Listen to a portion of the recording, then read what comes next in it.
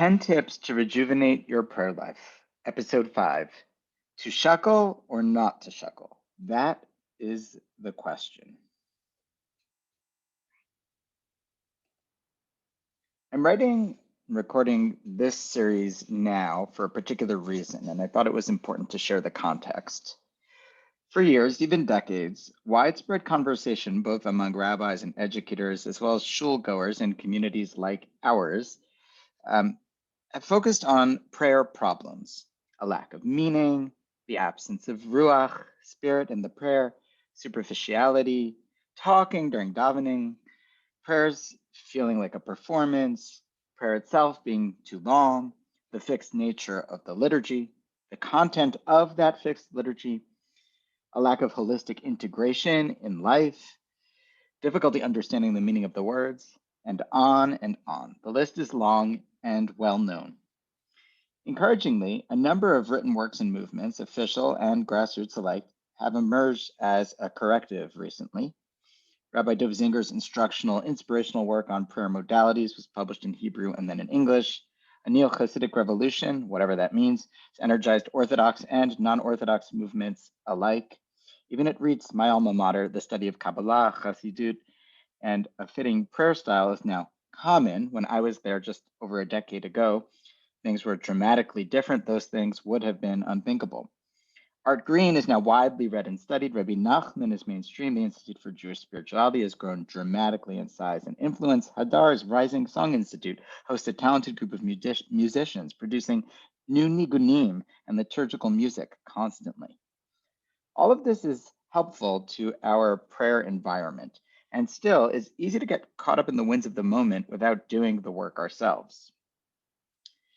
You shall serve him with all your heart. What is avodah shebalev, work of the heart? Heve omer, zo tefillah. That is to say, this is prayer. Uliovdo b'chol levavchem. What is the avodah, the work? It's prayer. Prayer requires effort, according to Chazal. That's the plain sense of their drasha.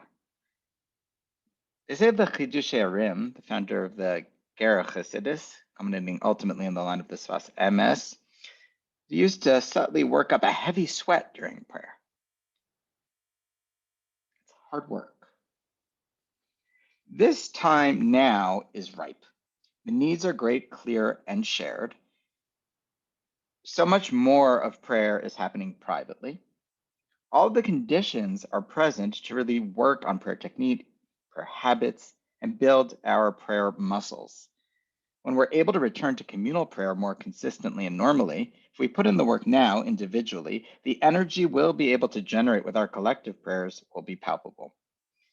It's Super Bowl weekend, so I'll use a sports metaphor to help make it real. Every year, there's some number of players, often coming off an off year last year, who return to training camp, whatever the sport, in phenomenal shape. They, quote, put in the work, end quote, during the off season, come back faster, stronger, and it shows in their results. So to prayer, this can be you. This can be our community. Pro tip 5, movement. So we've been going through 10 tips from the Shla Kadosh Rabbi Isaiah Levi Horowitz to rejuvenate, revitalize prayer life. And here's the 5th. Movement.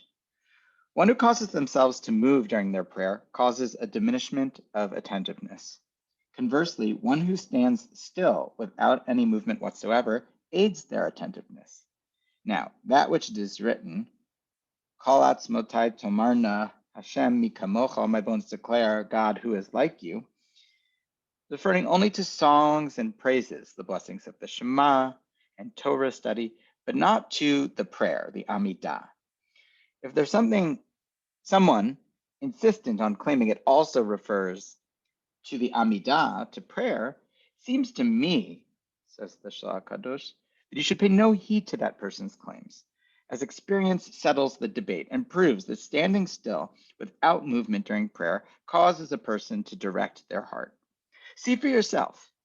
Would a person petition a human king with their body swaying like a tree in the forest blowing in the wind? Now, this is in fact a major debate. There are numerous authorities who cite an ancient custom to sway even during the Amidah itself. See, for example, the Ramah, Rabbi Moshe Isserles, who codifies this as an Ashkenazic halachic norm in the name of the Abu Jaham.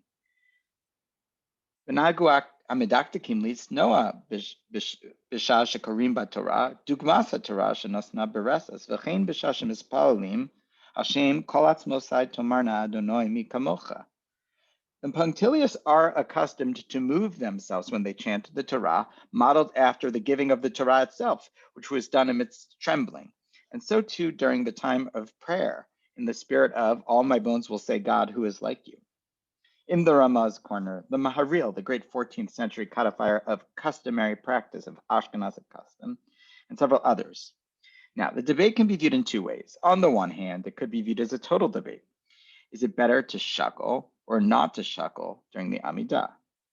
On the other hand, Rabbi Menachem Azariah Defano, known as the Ramah Mipano, an important Italian Kabbalist, famously distinguished, as did the Shlah above, saying that all these comments which recommended movement during prayer were talking about the other parts of prayer, Psukei de Zimra, the introductory songs, the blessings of the Shema, but not the Amidah itself.